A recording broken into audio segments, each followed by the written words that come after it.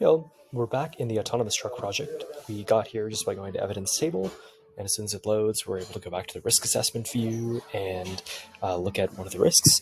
We're going to quickly try to use some of the new all risk assessment mechanisms. So we swap in here. It may take a couple attempts, just a bug we need to get past. Yep. Go. Okay, so we have this loss of speed control, and if we pull this up, you can see it has severity, frequency, probability, but all according to 13849, not 26262. So let's give it 26262 stuff. So you select all risk assessment fields, it selects everything, and you can run inference. It comes back pretty quickly, and it just tells you that here are, most importantly, some of the uncalculated items previously, like controllability. Resulting in an ASIL of C for this particular hazard, and thus that requirement on anything that you might do with this. And we can get that assigned. Let's make sure that goes through. And then we'll be able to test propagation. And propagation is going to allow us to find related items and automatically change them based on changes to this risk assessment, just like we would to, for example, design changes.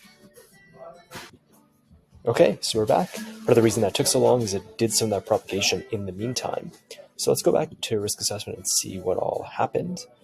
Again, it's going to take a sec to load. And here we are. So under details, you can see now that we have controllability, exposure, severity, all according to what we just expected. And now what if we come in here and we change one of these items? For example, let's change the controllability. So we'll say, hey, this comes down to C1.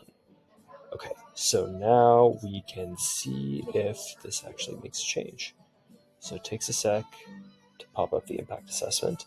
So it gives us all of the impacted tests and parents. So the requirement from which this hazard originated, and then all of the ODD characteristics that this is associated with, and then all of the control measures that were derived from this.